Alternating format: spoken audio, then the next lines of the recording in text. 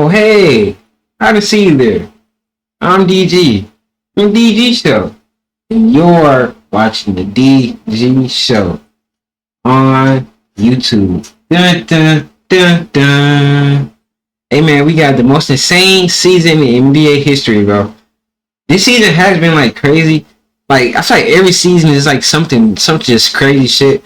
What was the craziest moment of the season? KD fouls.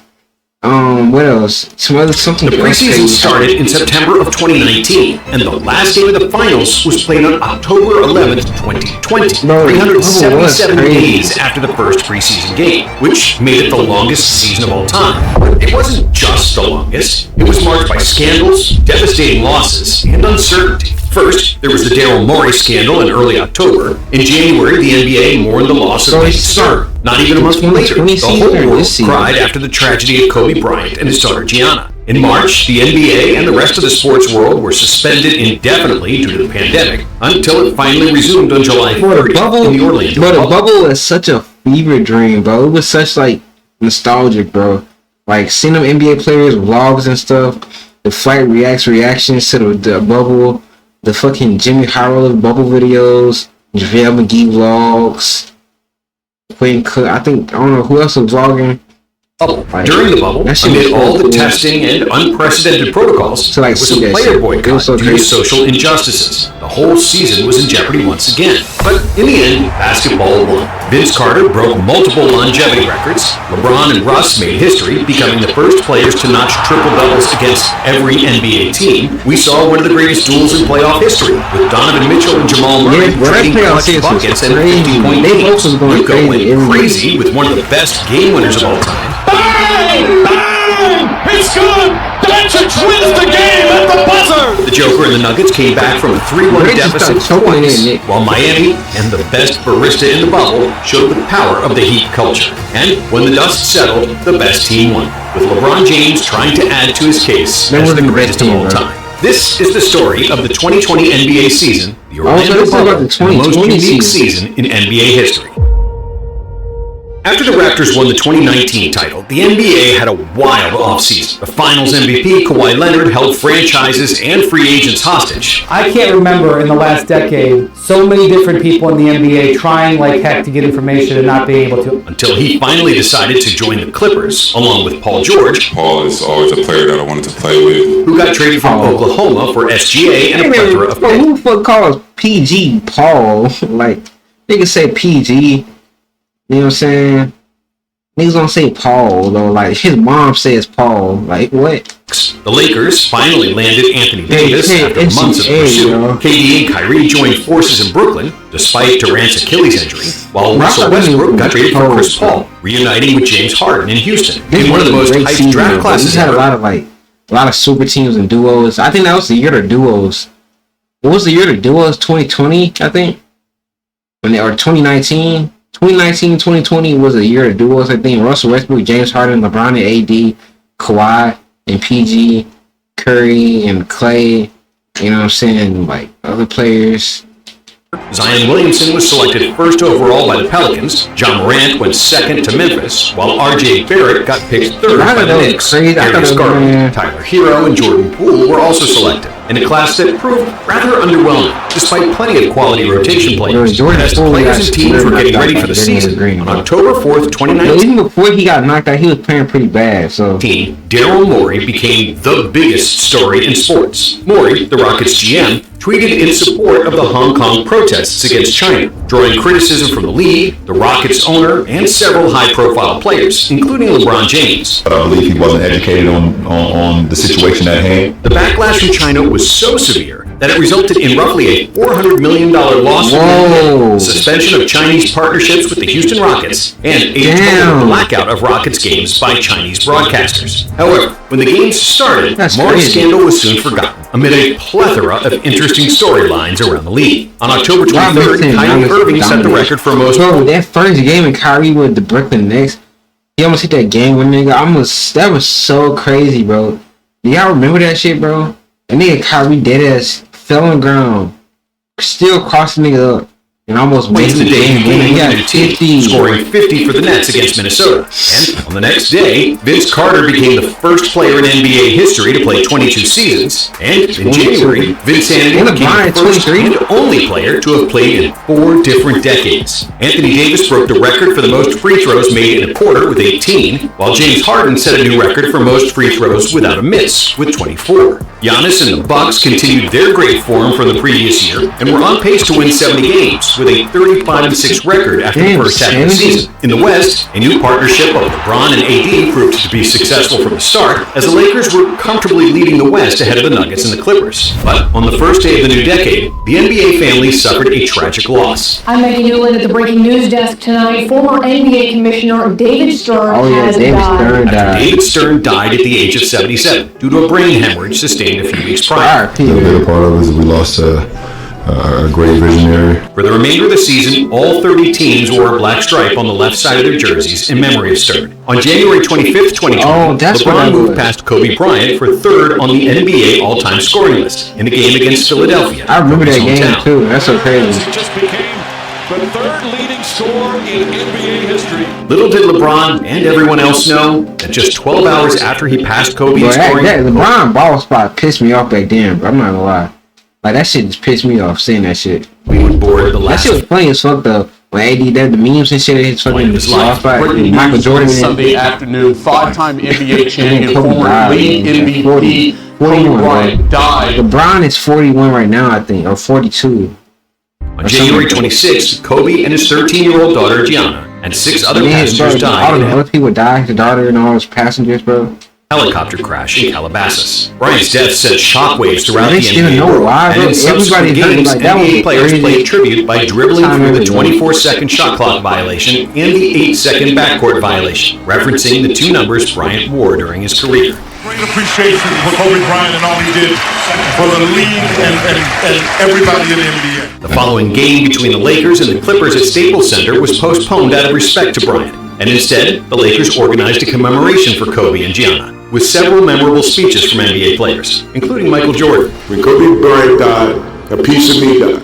And as I look in this arena and across Is that Beyonce? a piece of you died. The NBA also renamed the NBA All-Star Game MVP Award to the Kobe Bryant Most Valuable Player Award, with Kawhi Leonard as the inaugural recipient. Leonard was part. Even though it seems like he wouldn't be a player to care about it, like, I mean, the Kawhi Leonard knows for low management, but he got to go crazy in All-Star games. of LeBron's team against Team Giannis, with James and Giannis serving as captains as the leading vote getters in each conference. This was the first of 4 NBA All-Star games to use the Elam ending, with a target score of plus 24 points for whichever team was leading after 3 quarters. In another effort to remember Kobe, Giannis' team led 133 to 124. That was the last good All-Star game. I'm not gonna lie. After 2020 3 All-Star game, which was meant the last target good. score was 157 with no shot clock. Anthony Davis scored the final point for Team LeBron on the second of 2 free throws to win the game, 157 to 155. Yeah, Kyle Lowry taking charges and shit. In an all-star format that was finally competitive after many forgettable all-star Sundays. Buddy Hield became the new 3-point champion, while Derrick Jones Jr. defeated Aaron Gordon in a spectacular Aaron Gordon got contest. robbed. When the season returned, the Lakers kept rolling, winning 13 of 16 games in February and March, including wins over the Bucks and the Clippers, the 2 other title contenders. But then, just a few days later, the NBA League and the world experienced something unprecedented. On March 11th, 2020, the game between the Jazz and the Thunder was abruptly postponed shortly before tip-off. The fans Bro, when they had Hamidou Diallo still in the We don't know fucking Thunder, bro, that nigga Hamidou was still in the league, After it bro. was discovered Like, that shit Rudy was crazy. Gobert tested positive for COVID-19. That same evening, the game between the Pelicans and the Kings was also postponed at the last minute, after it was discovered that referee Courtney Kirkland had worked a Utah Jazz game just 2 days earlier. Damn. Upon hearing the news, the It was that crazy back then, bro. That shit was so crazy hearing about it. They said, "Oh, we gotta cancel this game because this player or this refereed the game that a player got it." NBA suspended now you the got remainder of the quarantine. 2019-2020 season until further notice. This astounding and unprecedented story continues to evolve. NBA is suspending the season. The following week, Gobert's teammate Donovan Mitchell also tested positive, along with Houston's Christian Wood and 4 Nets players, including Kevin Durant. As the world was learning about the virus, the season was in jeopardy, and all players were sent home to quarantine. Over the Bro, next that 2 shit months, was so funny. And then the fucking last dance dropping it, bro. I'm not gonna lie, besides all the bad stuff that happened in quarantine and COVID, bro, you know, everybody dying and getting sick and stuff. Bro, that shit was such a time to be alive, bro. A time to be alive when everybody was in the house, media was at its peak, sports fans was living, bro, because we got to see like the inside of the players posting on their stories and stuff. Jamal Murray leak, fucking. It was just so like iconic, bro. Once, the only basketball that anybody could watch was from the 90s, as Netflix started streaming the extremely popular Last Dance. Bro, Netflix was smart as fuck for releasing that, and Michael Jordan. They were smart as fuck for that. And in late May, Adam Silver delighted fans around the world, announcing that the NBA would finish the season at Walt Disney World's ESPN Wide World of Sports complex in Orlando. What we've come up with now is playing without fans for the time being at a single site, and that would be in Orlando, Florida, at Disney World of Sports Complex. On June 4th, the NBA Board of Governors approved a plan to restart the season on July 31st in Orlando. Under this plan, 13 Western Conference teams and 9 Eastern Conference teams, all clubs within 6 games of a playoff spot, would play 8 regular season seeding games. Bro, I was so mad the Warriors didn't make the bubble, bro. Imagine seeing bubble Curry. Like, you see how all these other niggas went crazy? Imagine if Curry was in the bubble, bro. I'm telling you, he would play even crazier, bro. Like, so this game, bro, he was breaking the playing games scheduled for the 8th seed in each conference, but only if the 9th seed finishes the regular season within 4. Curry was averaging 35 plus, bro. Games on June 16, 2020, the NBA released a medical protocol to be used during the season restart in the NBA bubble at Walt Disney World to ensure the health and safety of players, coaches, officials, and staff. Players began practicing at their respective home facilities on June 16th, and on July 7th, the players and team staff began arriving at the Orlando bubble. Once teams arrived in Orlando, everyone was required to undergo 2 PCR tests to be cleared from quarantine and were tested regularly afterward, while wearing face masks and maintaining social distancing. Matisse the Bully and JaVale McGee, bro, that was vlogging, bro. There was a main vlog. The NBA also set up an anonymous hotline for players to report protocol violations while in the bubble. Only 4 players were cited for violating the fucking reporter.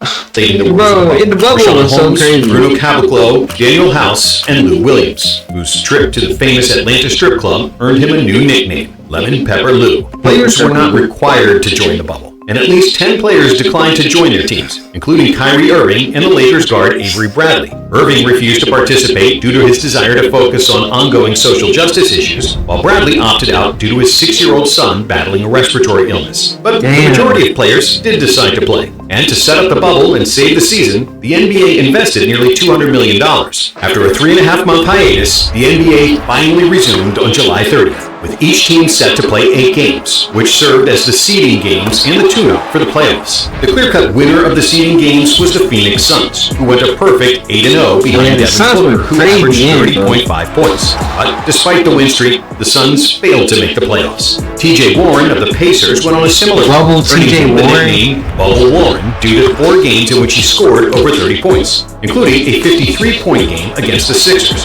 Luka Doncic recorded his 17th triple-double of the season, clinching his spot as the youngest player to ever lead the NBA in triple-doubles in a season. But if there was one player better than Luka, Warren, and Booker, it was Damian Lillard. Damian was crazy too, down bro. The MVP of the season games, averaging 36.8 points, including a 61-point game against the Mavs to secure a play-in game for the Blazers, and was also the highest-scoring game of the entire season. Lillard also became the first player since Wilt Chamberlain to score 60-plus points 3 times in a season. The play-in was not required in the East because 8th place Orlando finished 7 games ahead of 9th place Washington. But the Blazers had to defeat the Grizzlies to make the playoffs, and they did, winning the first ever play-in game 126-122, thanks to a 60 combined points from their star backcourt of Lillard and McCollum. After 22 consecutive years of making the playoffs, the Spurs missed the postseason for the first time since they drafted Tim Duncan in 1997. With 34.3 points per game, James Harden led the NBA in scoring for a 3rd consecutive year, while LeBron led the NBA in assists for the first time,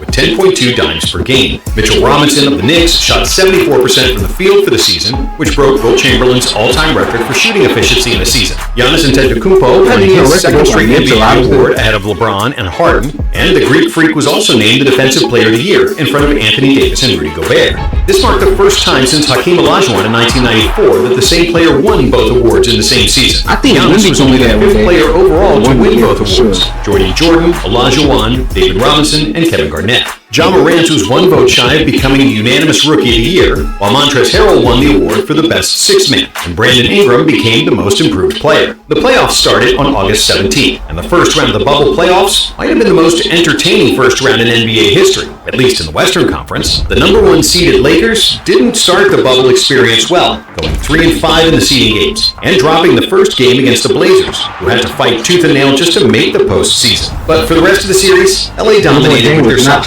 playing two traditional big men, JaVale McGee and Dwight Howard next to Anthony Davis, and the Blazers had no answer for it. In Game 4 of the series, which was played on the 24th of August, the numbers that the late Kobe Bryant wore, when Kentavious Caldwell-Pope scored with 4:58 left in the first quarter, the score read Trailblazers 8, Lakers 24. Eventually, the Lakers defeated the Blazers in 5 games, with 80 averaging. The Lakers wore that jersey and they fucking lost in the finals. And the Heat, I think it was like Game 5, and it was like, oh, we gonna wear these jerseys because we gonna win 5, and we never lost in 5. Or we never lost one of these jerseys, and they fucking lost. 30 points on 57% shooting, while LeBron James shot 60% and averaged a triple-double. They won again in this game. I think. The Rockets needed 7 games to get past the Thunder, led by Chris Paul, Dennis Schroeder, and young Shai Gilgeous-Alexander, who was in just his second season. Houston played 4 games without Russell Westbrook, who was nursing a quad injury, but they still had James Harden, who averaged 30 points and 8 assists, despite phenomenal defense by Lou Dort, who is built like a tank and is quick enough to follow Harden's every move like a shadow. Dort nearly became a hero, scoring 30 points in Game 7 while limiting the Beard to only 17 on poor shooting. But the Rockets escaped with a 104-102 victory and advanced to the second round. In Game 1 against the Nuggets, Utah's Donovan Mitchell scored 57 points, which was the third highest point total in NBA playoff history. But the Nuggets had 6 players score in double figures and survived Mitchell's avalanche, winning 135-125. But Utah regrouped. Bro, y'all know Donovan Mitchell and Rudy Gobert was supposed to play for the Nuggets, bro. I think they got drafted to the Nuggets, but the Nuggets like traded them on draft night. The Nuggets in the next 2 games, winning by 19 in Game 2 and by 37 in Game 3, which was a prelude to arguably the most fun scoring duel in NBA history, reminiscent of Allen Iverson and Vince Carter's clash from 2001. In a tight game, Mitchell and Jamal Murray went bucket for bucket all game long, and it was low-ass scoring Game 2, so it was really good. Just them two like scoring most of the buckets. Finished with 51 points, while Jamal added 50 in a close 129-127 victory for the Jazz. Oh, that was the first time ever that 2 players scored 50 points in a playoff game. But the heroics weren't done there. Murray dropped 42 in Game 5, and then had another 50-point game in Game 6 to tie the series. Finally, in Game 7, defenses locked in, and neither team got past 80 points. After averaging 115 in the first 6 games, both teams shot below 40% from the field. And in another close game, Jokic led the Nuggets to an 80-78 victory with 30 points, and Denver became just the 12th team to overcome a 3-1 series deficit. However, the biggest hero of the first round wasn't Jokic, nor Murray, nor Mitchell. It was Luka Doncic, who appeared in his first NBA playoffs, dazzling the world with a spectacular array of off-balance Euro steps, floaters, and step-backs. The LA Clippers were heavy favorites for the title, and everyone expected they'd make mincemeat out of the Mavericks, especially after Kristaps Porzingis went down with an injury in Game 3. But then in Game 4, Luka played a game for the ages, finishing with a monster triple-double of 43 points, 17 rebounds, and 13 assists, including this insane step back for the win. They won the game winning over Paul George. Bro, y'all remember that compilation of fucking Paul George getting buzzer beater game winner shit on him, bro? Luka became the youngest player to hit a game-winning buzzer beater in the playoffs. When only Devin Booker shot was over Paul George. That one was over 3 players to make. Why the fuck was Lou Williams? They got Kawhi Leonard and Paul George, but you got Lou Williams guarding Luka. Bro, these things gotta be like pussy or something, bro. If I'm Kawhi, bro, I'm saying let me guard Luka, bro. Stare, bro, same height.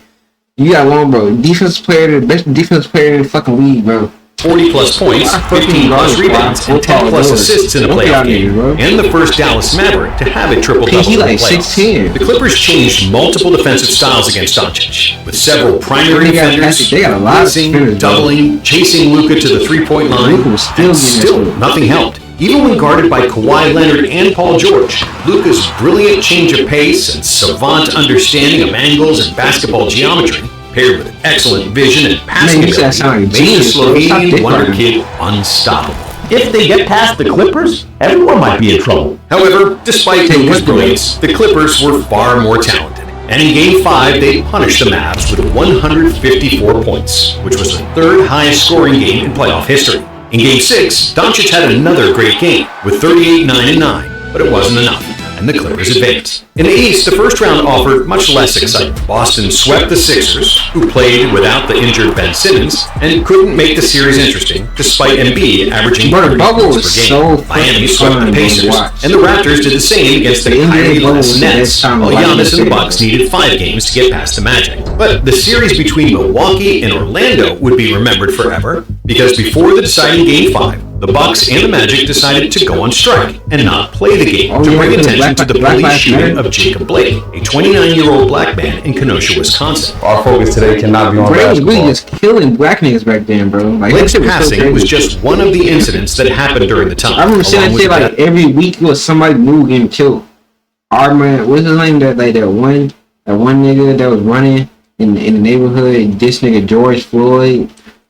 You know, everybody's just dying. So George Floyd and Breonna Taylor. This is so hard. Like, just keep watching it. After George Floyd was killed by a police officer in May of 2020, the Black Lives Matter logo was displayed on NBA courts during the 2020 playoffs. And when the NBA restarted the season, players knelt during the national anthem, with each player wearing a Black Lives Matter shirt. But after the incident with Jacob Blake, the players from all teams decided to join the Bucks and the Magic in protest of police brutality and support BLM. I think it's best for me to support the players and just not be here tonight. And for the next 24 hours, the NBA... This nigga Kenny, bro, sit your ass down, nigga. Commentate the game, nigga. Hey, bro, support the players. Nigga, support George Floyd, nigga. Like... I'm like you're entertainment, you know what I'm saying? Don't sit out, bro. I want to watch you play, bro. Like, come on, bro. I just gotta work, bro. I'm trying to not watch you play. I'm trying to watch you funny, bro. Kenny the Jet Smith, bro. You're entertaining, bro. Halftime show, bro.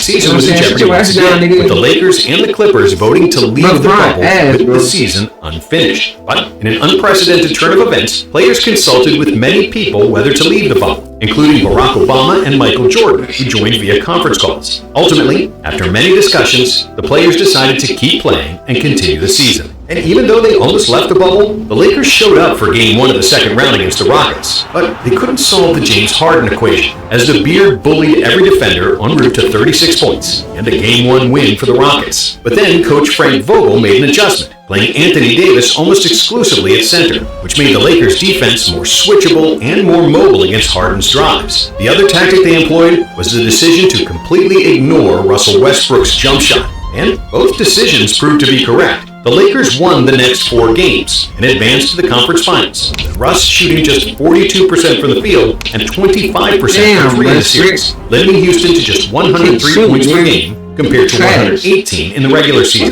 The other semifinals also seemed to be pretty straightforward. After the Clippers took a 3-1 series lead against Denver, with a 13-point lead late in the third quarter of Game 5, the Nuggets had just a 0.2% chance to win the series at that point.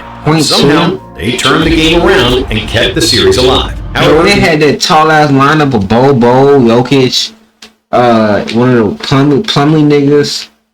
But that lineup is crazy. I remember that lineup, bro. The Bobo. Game 6, it again looked like it was all over for the Nuggets, as the Clippers held a 19-point lead in the third quarter. Once again, Denver came back, outscoring LA by 29 points in the second half to force a Game 7. And then, in the deciding contest, the Clippers once again built a double-digit lead, only to completely fall apart and lose the game, thanks to a 40-point game by Murray and a monster triple-double by the Joker. The Denver Nuggets snatched their heart, and then they snatched their soul. Kawhi Leonard and Paul George especially disappeared in the clutch of each of the last 4 games, including an atrocious 0-for-11 shooting in the fourth quarter of Game 7. And he flat out choked. This is where the fucking what was his nickname? Backboard P or Pandemic P? It was one of the biggest choke jobs in NBA history, which illustrated the poor chemistry the team had all season, and gave Paul George a bunch of new nicknames, including Pandemic P and Way Off P. Way Off P. Play off P and lose all the time. In the East, the biggest surprise and the biggest disappointment were the Milwaukee Bucks, who finished the regular season with the best record in the NBA. Just like the Raptors did in the 2019 playoffs, the Heat formed a wall to stop Giannis. And it looked like Milwaukee's coach Budenholzer hadn't learned from his mistakes. The Bucks had no plan B. And with great defense by Jimmy Butler and Bam Adebayo, who neutralized Giannis, Milwaukee had very few reliable options outside of Chris Middleton and Brook Lopez. By forcing Giannis to become a jump shooter and sealing off the paint, Miami took a 3-0 series lead, with Giannis shooting 3 for 19 outside the paint across the first 3 games. Furthermore, the Bucks defense kept the same philosophy from the regular season, guarding the paint and the corner 3 by playing drop defense with Brook Lopez. But playing that way against great shooters like Tyler Hero, Duncan Robinson, and Goran Dragic was a death sentence. And Budenholzer's inability to make adjustments cost them the series. And even though Milwaukee won Game 4, Giannis went down with an ankle injury, their season was effectively over, with Miami advancing after 5 games. In the other Eastern semifinals matchup, it was much closer between the Celtics and the defending champions from Canada. But it didn't look like the series would be close at first, as the Celtics took a 2-0 lead and held a 2-point advantage in Game 3, with only 5 seconds left on the clock. Like, nigga was over dominating fucking Charlotte. The Celtics learned that. I thought he was going to the Celtics and be an all-star school. The Raptors eventually pushed the series to Game 7, but in the end, Boston proved that they were a better team, as Jason Tatum led them to victory with 29 points and 12 rebounds. In the Eastern Conference Finals, the Celtics and the Heat were evenly matched up, and the winner of this series was going to be the team that wins close games. In Game 1, Miami had a 2-point lead, but Boston had a chance to tie, when Bam Adebayo stepped up and provided one of the best blocks in NBA playoff history. Oh, that was clean. I remember that block too. That shit was crazy. That was clean as a block. With the block and damn. Really in Game 2, Boston had a chance to tie the game with 15 seconds to go. Brown's shot missed, and the Heat survived another game. After the first 4 contests, Miami won 3 games by a combined 11 points, thanks to great defense. This was the beginning of that fucking Heat, like Jimmy Butler era, bro. Like, he was going crazy in the finals and taking them to the finals twice.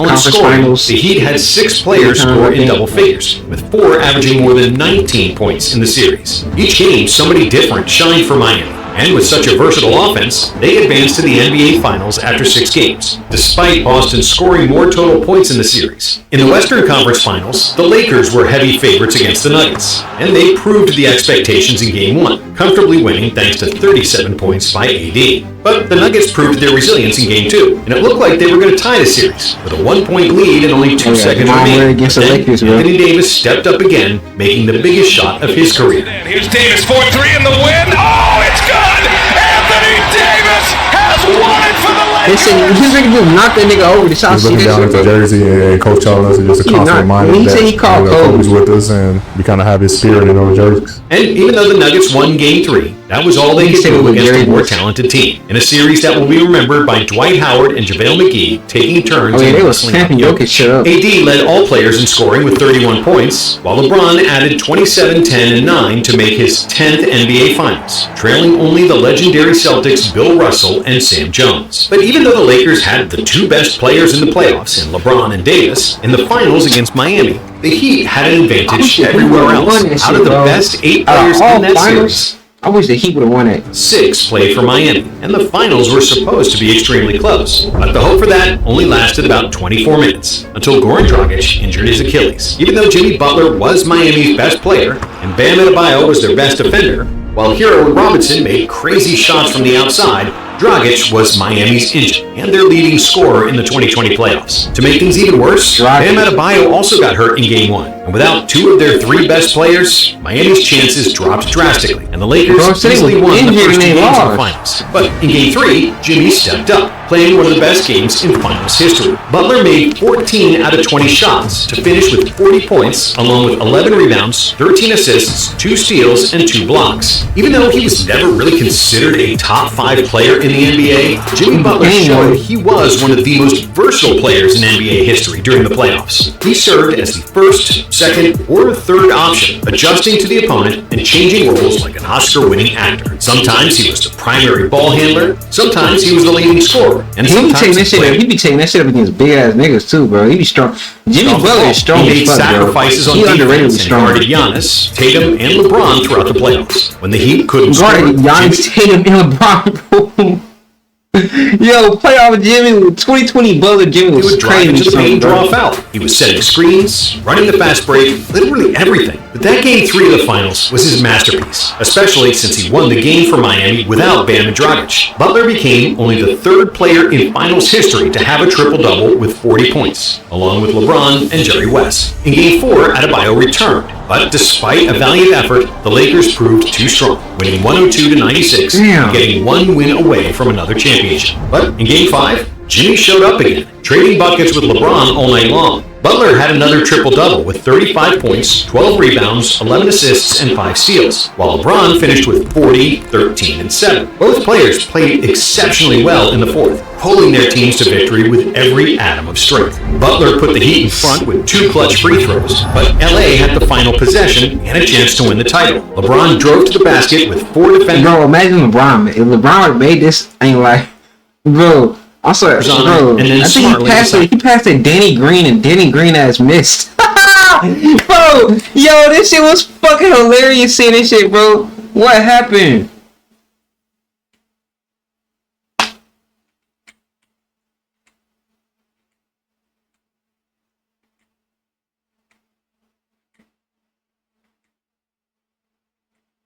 Hold on. I think I was like right here. LeBron drove to the basket with 4 defenders on him, and then smartly decided to pass the ball. Man, he's not pass that shit, bro. Why would you pass the ball to Danny Green? Off the mark, no good. Marquis Morris has it, throws it inside, and throws it out of bounds. James was heavily criticized for passing up a potential game-winning shot, even though he made a smart basketball play. And despite scoring 12 points in the fourth, along with 7 rebounds and 2 assists. Nigga, oh my gosh, 12, 2, and 7? Yo, LeBron. Yo, you lucky y'all niggas won if you didn't, bro. You, bro. Yo, he thought he had Steve Curry's team, bro. That was Danny Green, nigga, not Steve Curry. However, the King wouldn't be denied for much longer. In Game 6, he made 13 out of 20 shots, finishing with 28 points, along with 14 rebounds and 10 assists. LeBron led the Lakers to victory and the championship. And that's it, it's over. This historic 2020 NBA championship belongs to the Los Angeles Lakers.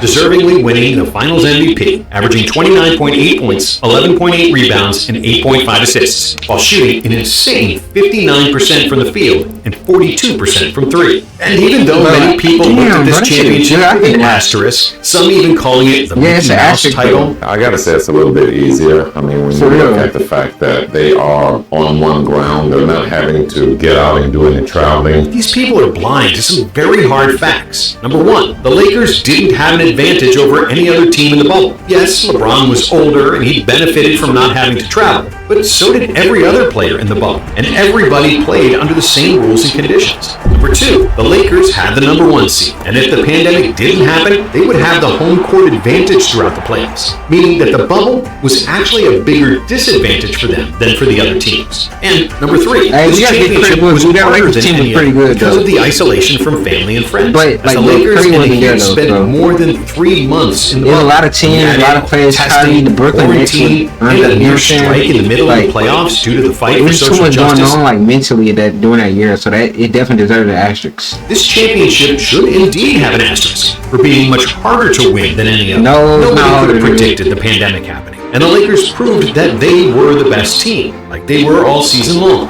Coach Vogel deserves the credit for getting LeBron to buy into playing defense, something he did very sporadically in the previous couple of seasons, highlighted by the Kuzma push from 2019. The Lakers went against the grain and played with the tallest lineup, when the rest of the league played small ball. And it paid off, since they killed teams with offensive rebounds, closing the paint and pushing the ball in transition. Anthony Davis played one of the best playoff series for any big man in NBA history, averaging 27.7 points, 9.7 rebounds, and 3.5 assists per game, shooting 57% from the field and 38% for 3, while simultaneously being the best and most versatile defender in the league, able to guard all 5 positions on the court. The Lakers' role players had many faults, and they weren't a great shooting team, but they played their butts off, with Rondo proving his insanely high basketball IQ, Dwight Howard resurrecting his career with great effort and rebounding, while Caruso, KCP, and Danny Green played phenomenal perimeter defense. And at the age of 35, LeBron proved that despite losing a quarter of a step, he was still the best player in the NBA, capable of controlling the pace of the game, getting the best out of his teammates, and taking over scoring when it mattered the most. Despite the global pandemic that affected the lives of every person on the planet,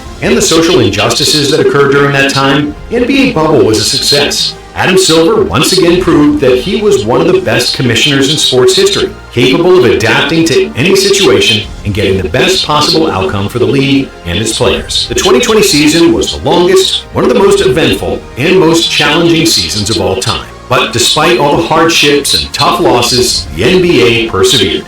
We saw great basketball, shocking upsets, numerous playoff game winners, 50-point games, and championship mentality from the biggest superstars. And that's why the 2020 season will remain one of the most memorable seasons in NBA history. Thanks for watching. Hey man, that's gonna do it, man. What y'all think about this video, bro?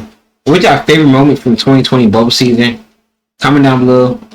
Make sure you like, comment, and subscribe, bro. Peace.